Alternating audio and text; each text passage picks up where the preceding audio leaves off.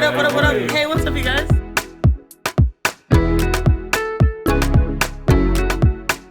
We are here with my good friend Chiney. Chiney, how are you today? I'm great. First of all, let's just get this out the way. Congratulations. Thank you. Congratulations. You are newlywed. Welcome to the club. Hey, wifey club. I am a 20-year member of the marriage Okay, club. best advice. I have to hear it. Communication. Ooh. Communication is key. You cannot let your partner hear information from anyone else that needs to come from you. A word. You know what I'm saying? And in communication, there's always going to be things that the other partner may not be comfortable receiving. Time only makes it worse. So if there's something you need to tell them on Monday, don't wait till Saturday. Ooh. It just gets harder and harder for them to receive it. And I'm receiving all of this. I love that. Appreciate it. And congratulations to you. Oh, thank you. Thank you so much. Is there a hyphen in it? Or is it still Ogwumike? It's still Ogwumike because I just got people to know how to say my name. I'm like, before I used to be like, I walk down the street, oh, you're that WNBA player. You one of them sisters that hoop. I'm like, because they don't want to get it wrong, right? Correct. And then now they're like, oh, you Chinny. And then it was like recently, oh, That's you're cool. Chiney Ogwumike. And I'm like, yes. They getting it. They getting it. I'm going to have to teach them something. I might have to wait a little bit till I love it. There are a lot of firsts with you, Chiney. Obviously, you were first round draft pick. First of a set of sisters. That's a whole other set of firsts in itself. To be drafted number one. You guys started in the MVP game together. What is it about basketball that drew you guys to the game? I'm so curious. It couldn't have just been a height thing, right? It was, though. It really was. Simply okay, what? Do you know what my first sport was? I'm going to give you 3 guesses. I'm going to say volleyball. Nope. Track. Nope. Swim? It was gymnastics. Really? And so I always tell people we fell into basketball and fell in love with it. My mom's coworker went to see us in gymnastics because it was right next to our neighborhood growing up when I was like 8, 9. And so my mom was like, after school, put them into gymnastics, tire out the 4 girls in the household, and then come back home because we did all our homework. We're great students. Obviously. And my mom's colleague came one day and was like, why do you have your girls in gymnastics? Put them into basketball. Your girls are tall. And I remember that day, like the epiphany hit my head. Because you know those uneven bars? Yes. In gymnastics? I would never make it over the uneven bars. I'm like, why? It's because my legs were so long, my butt would hit the floor, and I never had the right traction to go over. But Wow. my sister, Neka, was a really good gymnast. So they put us into basketball. We were not good when we started, but there were so many great values, like teamwork, camaraderie, getting to know everyone and working towards, striving towards a goal. You know, those types of things that my parents saw. Right. Remember, my parents are first-generation Americans. Yes. They're born and raised in Nigeria. But they saw sports particularly through the lens of girls. It was like, oh, this is empowering our daughters to be like, future female badasses. I find it interesting that you guys both found the game at the same age, even though there's an age difference between you two. Typically, the older sibling finds it, and the younger sibling is kind of playing catch-up, so to speak. Which one of you guys realized you were good at it first? Ooh, I think I realized I was good at it first, but that's not because Neka wasn't good. Right. It was because the first practice was trauma. Straight trauma. We went into this gym here in Houston, and those girls were decked out in Adidas. They were decked out in all the top sports gear. They were doing 2-ball dribbling. You know how we do it in Texas? Yes. Like the moment you can walk, they put a helmet on you. Yeah, or they put you into sports. And they commit to it. Yeah, they commit to it. And so my sister was probably 10. I was like 9. And we were behind. That first, we were wearing jean shorts. I love those jean shorts. They had a little butterfly embroidered on it.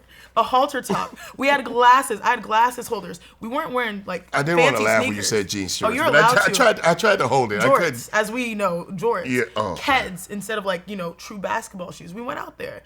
My sister stayed in that gym. I left when I was like, I left and hid in the bathroom for the rest of that practice. So that first year, Neka was the worst. Her first shot didn't just go over the backboard. It went over the scoreboard over the backboard. At least she got muscles, though. You know what I mean? She got that strength as a kid. That just becomes drill work at that point. Right? So she practiced that whole first year. And we're like twins, even though everyone thinks we're twins because we operate and we always do everything together. But she's 2 years older than me, or like a year and some change older than me.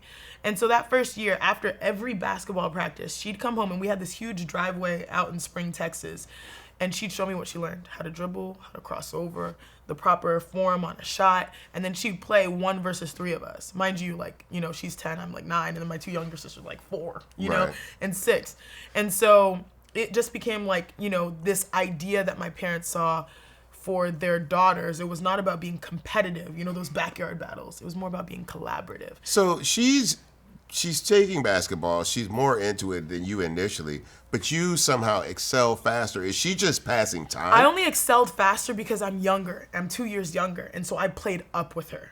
And that was some of the most fun hoops I ever had. So how long did it take you guys to get to where you felt like we were really good? Because if she's starting at 10 and you're starting at 9 and you said you had to catch up, that becomes what, mid-teens, I guess? Oh, by the time, so that first year, I remember my dad in the stands would always tell her, like, hey, if you get $1 for every rebound you get.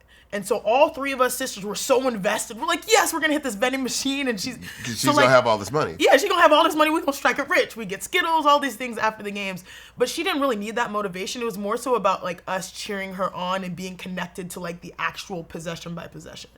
That battle that was happening. And then that just naturally became who she was. Every possession mattered. And so, yes, while I was learning how to be good relative to my age, she was going through the line of fire, figuring out her game in real time. But she figured it out fast. So by the time she was 14, 15, our parents didn't even know you could get a scholarship to play basketball until Kim Mulkey came and knocked down our door and sat down in front of my parents and said, we would like to offer your daughter a full ride scholarship. And then they sat up like, oh, all right, this is nice, free education at the best schools and universities in the country. And so, yeah, that's the moment when we're like, oh, she is destined for greatness. And then all of us were like, well, sign us up. Yeah, well, we're going to come right behind that. Now, I have a few friends that are Nigerian. And one thing about their parents is, whether like Tobe was good at football or whatever, but you still had to handle education very well. You ended up at Stanford, which tells me, yes, you could play basketball good, but you still had to be good enough and smart enough to be accepted into Stanford. What was it about your parents that instilled in you the need to not just be good physically, but be good mentally and scholastically? These are the things: doctor, lawyer, engineer. Those are the expectations. Greatness. And I always tell people I have the best of both worlds. I have that Nigerian mentality of determination, that you can do anything that you set your mind to, but then that's coupled with the American opportunities. And I think having parents that were born and raised in Nigeria coming to the U.S., seeing that young girls aren't ridiculed, back home to this day, where young girls are sort of, for playing sports, they're like, oh, our girls, this is a field day. There's equality. There's equality of opportunity. And so school was just like a prerequisite for life, because that's the baseline level of excellence. It was, I'll never forget, we were probably in the southwest area of Houston. We went on the weekends to my parents' friend's house from a basketball tournament, so we were still in our jerseys. And I'll never forget my parents' friends looking at us like, why do you have your girls in these jerseys? Oh, even making jokes like, oh, do they smell? Like, what's going on here? Wow. All the pettiness. But as a kid, you don't really understand all the levels to it. But to me, the full circle moment was years later, after we got to Stanford and were successful. Those same parents are like, hey, how do you help my children do that too? My parents were progressive in the ways that they pushed us to play sports. And just academics was just a baseline of, if you know a Nigerian, you know that you have to have... Like, that wasn't even a question, right? B's were like, how dare you get a B? So you guys are at Stanford. You go to 3 Final Four competitions before you get drafted, number 1 to Connecticut. What did that mean to you? But then also, what did that mean to your parents, right? This is the twisted part. Like, it meant failure. To them, right? Well, my sister went to 4. And then neither of us won. And there were heartbreaking situations. Wait. So just making it to the Final Four was not enough. No, it feels. No, it's okay to. It's okay for it to feel like failure, right? Imagine going to 3 Final Fours and not winning one. Like obviously I'm not athletically inclined, so just going to one would be a major accomplishment for me. A win-win. Yeah, my sister went to 4. I'm like, dang, she went to 4 and I went to 3. That's where the competitiveness comes, because I want to be just as great, just because I see what life brings through that hard work, and like she's done it so gracefully. But at Stanford, it was a dream come true. So I chose to major in I got a funny story for you. So on my official visit, like, how everyone goes to, talks about official visits, you go to University of Kentucky, you've seen Drake, you're out here with celebrities, you know what I'm saying? Right. I got hyped because they line them up for you when you come to these universities. Oh my gosh. When I went to Stanford, and I had some fun official visits. I went to Notre Dame, I went to UConn. You got, those cold areas know how to party. Right. Especially come winter time. Because they're all staying inside. So I go to Stanford, and I had like the ultimate nerd type of official visit. I met former Secretary of State Dr. Condoleezza Rice, Chief Justice John Roberts, John Elway. Like, it was nerd Super Bowl that I went to. But I'm sure your GPA was high, so they're pushing you in that. 100%. Right. Yeah, they're pushing you towards high goals. And also my sister was like hosting me that weekend because she was a sophomore then at Stanford. And so, what was a sophomore, a freshman or sophomore around that time? And so when I chose Stanford, it was a dream come true because academically, at first I thought I was going to do, I was like, do I want to do communications? Do I want to do poli-sci? And then we beat UConn in one of the biggest games that I've ever been a part of. They had like a huge 80-game winning streak. Yeah, of course. We all watched it. Okay, I'm just making sure. Just giving a little context. No, we are aware. So everyone was there, and after we won, usually the dignitaries come into our locker room. And so Dr. Condoleezza Rice comes to the back. And after she leaves, after congratulating us, she turns and like stops and like stares at me and says, "Hey, I remember you on your official visit. Why don't you come to my office?" I was like, "Yes, ma'am." So next day I find a way to get into her office, and she asked me if I was actively participating in class. Are you raising, your hand in Professor Elam's course, the Intro to Humanities? And I was like, there's some brilliant people here. I don't want to be wrong. I don't want to embarrass myself in front of all these people. And she's like, you better start raising your hand, and I'm going to check up on you. You have to be active in your education. That changed the game for me, for everything. And you chose international relations. Did that come from meeting the Secretary of State? It did. That's because amazing. She's the major advisor. She oversees the International Relations Department. And so I naturally was passionate about my heritage, my upbringing, my culture, the global affairs, politics, and all those things. I was student body president when I was in high school, and I was a part of the Human Rights Club when I was in high school. So those things naturally just were a part of my passions. And so when she basically said, "This is the major I'm in charge of, and these are the possibilities," it was just natural for me to go that direction. I majored in comparative international governance, secondary specialization in Africa, which just spoke to me. I was able to go back to Nigeria and study abroad. And so it became this perfect situation for me where this is where my whole life changed, because at that moment I learned from her. Your parents say these things, but you don't listen. Right. No, it always takes someone else. That you can go just as hard as you go on the court in the classroom. It's not like you're going to lose any energy or mental power or possibilities, because we felt like, basketball, it has to take the forefront. I have all these goals and ambitions. I want to make it to Final Fours. Right, of course.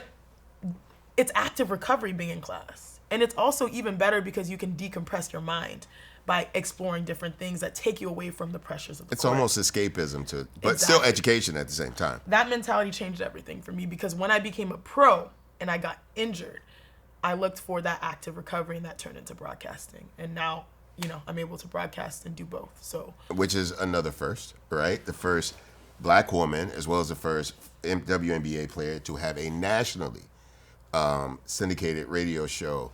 What made you go into broadcasting? What made you feel like that was something you could excel in? Obviously, you're very well spoken. What was it that drew you to that? So I did a car wash at ESPN, which you're familiar with. Back in the day, celebrities used to come through Connecticut, and you'd hit all the shows. And that was fun, by the way. Can we bring them back? I mean, that's the only way I got to meet Deontay Wilder. I remember I was on campus. I was like, this is me when I was in the Connecticut. I was never in the streets. Yeah, and it's always wild when you see who comes up that area, right? I was walking, I was like, who's that I was like, oh my gosh, that's a Bronze Bomber. Or even Meg Thee Stallion pulled up before things shut down to our New York campus. And I was so mad because I worked the day before.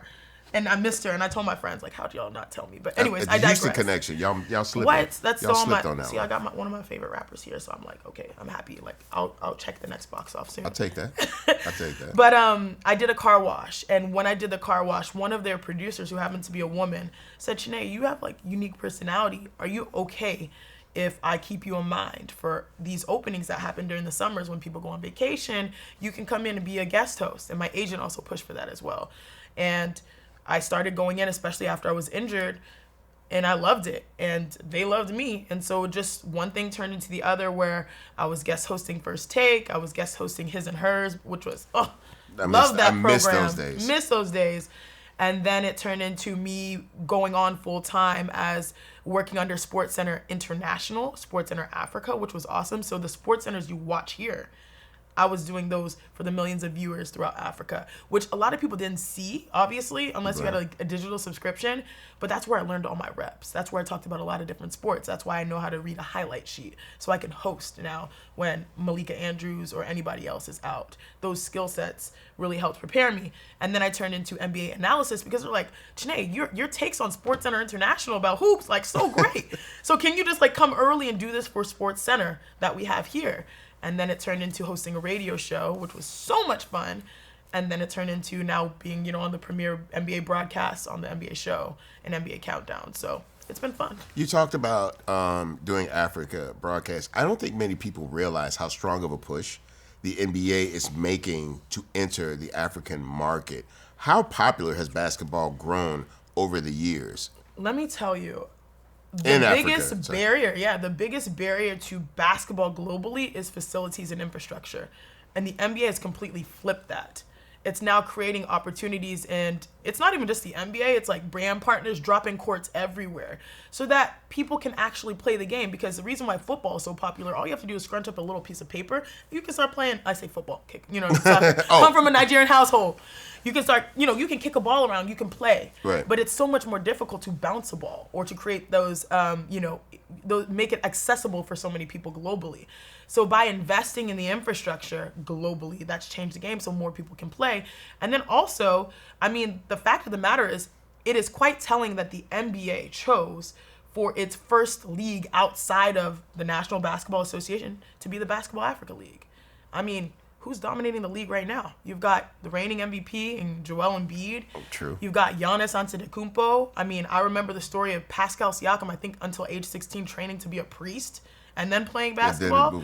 One of my close friends, Victor Oladipo. Like, there's so many names and so many people who started the game late but have the natural talent but just needed the opportunity that exist, you know, on the continent. And so I'm just proud. I'm proud. But it's a global movement. The NBA has done a great job of pushing, you know, these initiatives, and I think you're going to keep seeing more and more players come out of Africa. Now, we're in Houston. You're from Houston. We're talking about African players. I know where we're going.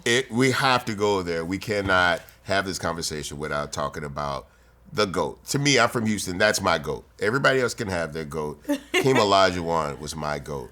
What kind of inspiration was Hakeem for you, not just by being an amazing Houstonian basketball player, but also an African figure to look up to? How inspirational was that for you guys? So the first time I met him in person was at NBA All-Star in Chicago. Was it Utah? Or one of them cold ones recently. Oh, that probably was Chicago. Yeah, I think it was Chicago. Yeah, that one. That one was cold. Obscenely cold. And I saw him in person. And mind you, I know his daughter Abby very well through the hoops community, women's hoops community. And so I saw her first. And I was like, ooh, if I'm seeing her, I'm going to see him. Let's go. All-Star weekend. I ran up to him and just freaked out. Mind you, I was doing a job. I was doing sideline interviews for everyone coming in. I dropped that mic so quick and ran and stood in front of him. I was like, oh my gosh. He's like, I know who you are. Well, I don't know if I can say it, but he's like, you're my favorite broadcaster. I was like, yeah. I mean, obvious bias there, but I'll accept it. I'll receive it. And he said, you know, you do just such a great job for the game. And I was like floating on cloud nine. My friends were there. I was like, y'all hear that? So that to me was one of the best moments. The first ever autograph I ever received from a professional athlete was from Clyde Drexler. I had just started playing basketball. Professionally? Yeah, no. Oh, just I'm period. About when I was just period, playing basketball. I was like 11 years old, came to a Rockets game. And afterward, I don't know even how I got in this scenario. I just remember presenting my shoe, and I'm trying to think of, I can see the shoe, but I can't remember what type it was. I think it was like a T-Mac or something. So I was in there. And he signed, that was my first ever autograph in life. There's an era of Houston basketball that just, I mean, I'm not talking about T-Mac. I'm not talking about the franchise. I mean, I freaked out seeing Louis Scola on the wall the other day. You know, I'm talking about those that really set the foundation for all of us to run with, like with the game, how they treated it, how they competed, and Hakeem is at the top of that. And then on top of it, what he represents for those brothers and sisters of the diaspora. Yes. The choice to play basketball is not easy for anyone of African descent, just because we're looked to take care of our own doctor, lawyer, engineer, it was a taboo until maybe the last 10 or so years. And now you look at any team, even college football, and you can see a Nigerian name on the back of a jersey. That's like how quickly, like, oh, this is a good pathway. Yes. Let's all get on it. But for him to not only play at the highest level, achieve, and do it in a way that was, how do I say this? There's so many things that can taint stars' legacies. The way that we talk about him, how he treated the game, how he respected the game, and how a lot of what he did are things that we're trying to implement now when the game has changed so much. It just set the standard for like the possibilities of what an athlete can be, particularly for those who come from where we come from. So. I always looked at Hakeem in two senses, right? Hakeem was a person who was operating at the highest level of what he did and one of the most visible careers a person could have on the planet. Yet he was very workmanlike, right? Hakeem it was the guy that came to work, did his job, and went home. The other thing about Hakeem I always found fascinating was his commitment to his religion as well, right? Always finding time to pray, always honoring every religion, even fasting. I don't think many people realize when it was time to fast, he fasted through the season and still played in many games. I always found that, to me, so inspirational because there are so many facets of fame, notoriety, influence that would allow you to curtail certain things, right? And people would give you grace to a certain extent. And he was a person that didn't want nor, looked for it. He wanted to make sure that he was always looked at a certain way outside of the game. To him, I feel like playing the game, and again, we talked about late bloomers as well. This is another person who didn't play basketball until later in his life and became one of the best to ever play the game. Just amazing to have someone like that to look at locally.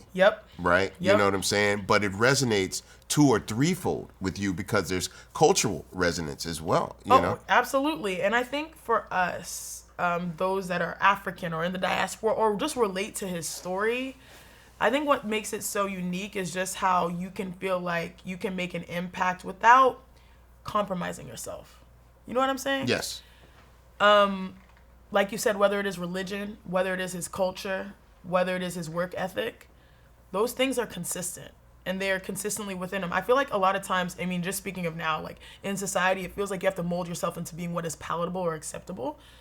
There has to be compromise, people believe, in order to succeed. Exactly. And I don't believe that at all. Yeah. And many people are, like yourself, are succeeding just on being genuine and authentic representation. And that's what we saw. Like, you know exactly what you're going to get. And for me, what has made me even happier now is because I think, for so long, we're under microscopes, right? As athletes, you play under, the lights and people know you and they want more from you. And then when you step away, it's almost like you get to reclaim your own life a little bit when you're done playing, And because I see a lot of players deal with that. Like, what do I do next and that type of stuff. It's given me so much joy to see this, I can call it, because we're from Houston, a renaissance. Yes. Of athletes coming back to the community and being celebrated for what they meant at the time, but then also what they still mean now. Yeah, and they're not here on face value, right? They actually have things to benefit. And obviously, we know what Hakeem does here because this is the city of Bigs, right? So he's always, not just at the games, but always a part of the organization, always giving back, mentoring to the team. One of the most chaotic things ever was when I don't know if we can talk about this, but we'll talk about it and we'll see if we can air it. When I saw a certain athlete training with him, and I was like, oh shoot, are we about to do this thing? But then I had to calm down a little bit. Right. So you start thinking guys maybe will be coming to Houston. And also, it just made sense with the lineage and all that type of stuff. But what I did like is that that certain athlete chose him. And it spoke volumes. You know what I mean? Because you have some people that are fiercely competitive. And the fact that he is receptive to teaching us what he knows and to me, it's like, that's the coolest thing about Hakeem.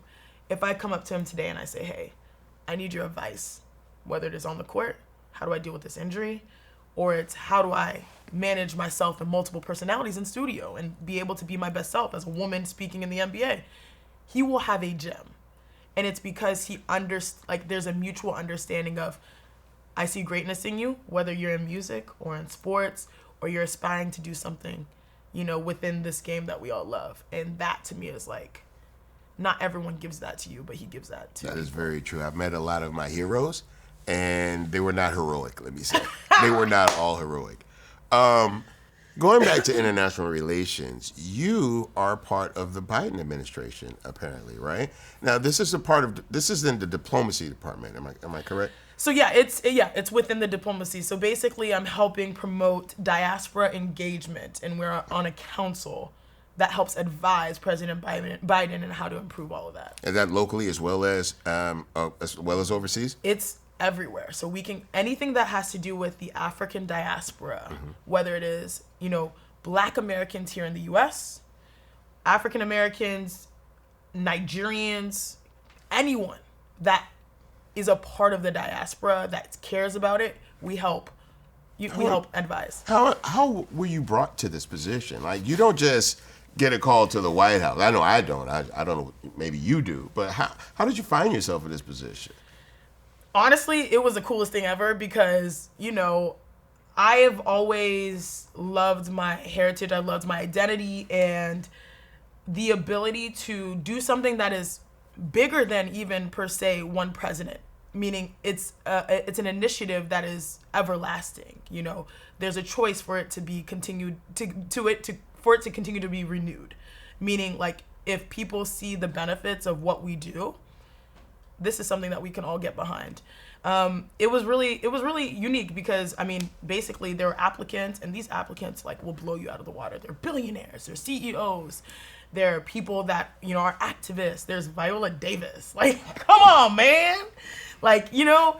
And to be a part of this 12-person council that is just unreal with resumes, and to represent what the power of sports can do for you and take you places, it's been awesome. And also to just advocate for the youth, because I think I'm the youngest woman on the council, and I always put the youth at the forefront. I have 2 younger sisters that are literally trying to make change in this world, and I think sometimes society makes you feel like you have to wait for your turn, but that's not the truth anymore. I think we realize that as youth, it's the power of the collective. We've seen so many instances, whether it is these movements that happen in the US or movements that are happening on the continent. I've seen them in Nigeria, very similar movements that call to attention issues that can be changed and can be explored and can be, discussed. And so to be able to speak on issues like, employment or engagement or just the amazing possibilities of what the culture brings right now, whether it is music and Afro beats, it is sports and all these athletes that we talk about. There's so many facets that being a part of the African diaspora, whether you're born and raised in Houston, Texas, or you're born like my cousins in Lagos, Nigeria, it's just cool to be able to voice their perspectives and see if we can actually make some meaningful change. Okay, I officially want to be Chiney when I grow up. Is that okay? I want to be you because I dabbled in music a little bit. Not proudly though. I would like to dabble in diplomacy. How about that? Now we've talked about many things. I want to talk about Houston.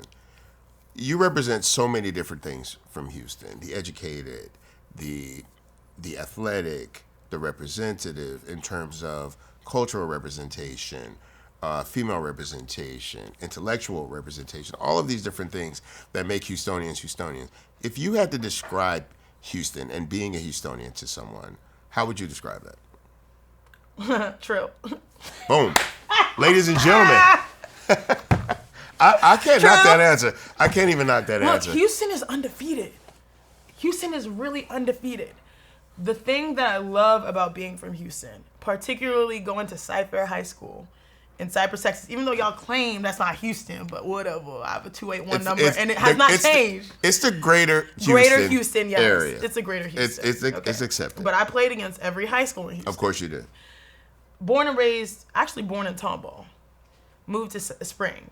Came back to Cypress, went to high school in Cypress. And then every time I have off, because I work in LA, I'm back in Houston. Got married in Houston. Houston is very near and dear, especially because it is considered baby Lagos for Nigerians. Oh, the team Niger is very strong. Holds the highest population of Nigerians in the U.S., which makes it home plus now. Easy. It always has been. Home and rising.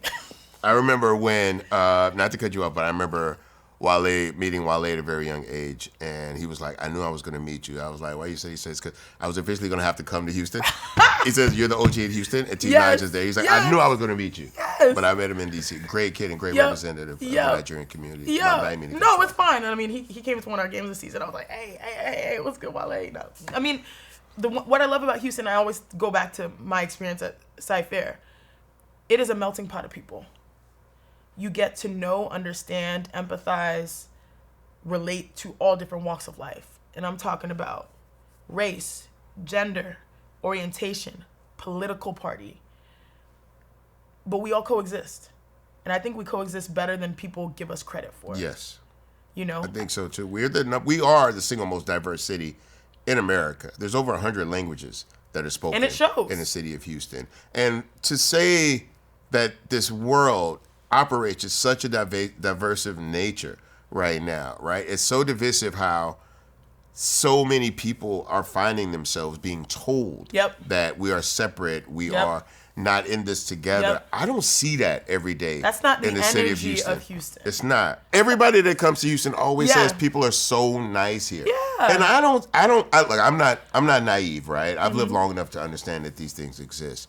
But people that I know that I don't ideologically identify with, right? Still hold the door open for me at going in the gas station and vice versa. And I feel like, you know, that's a starting point, right? Like, I have a restaurant in town. We'd love for you to come by and get a burger if you haven't. Oh, I'm ready. And I get every single representation of Houstonian in that restaurant, and none of those people butt heads.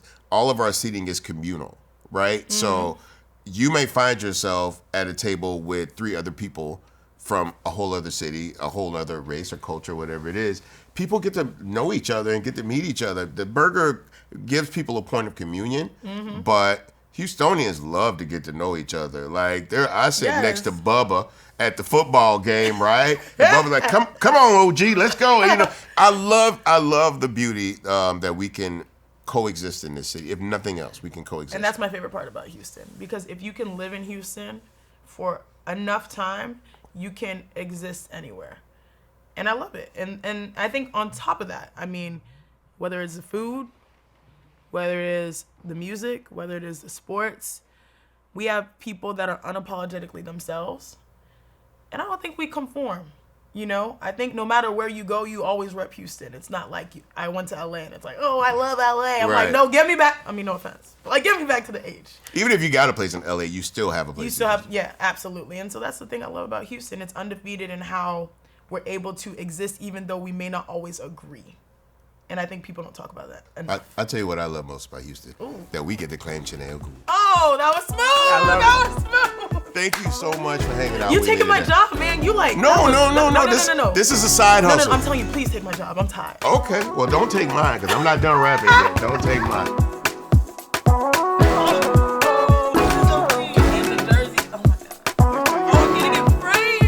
The only thing that can make this better is if it was like a jersey vest. I'm like, hey.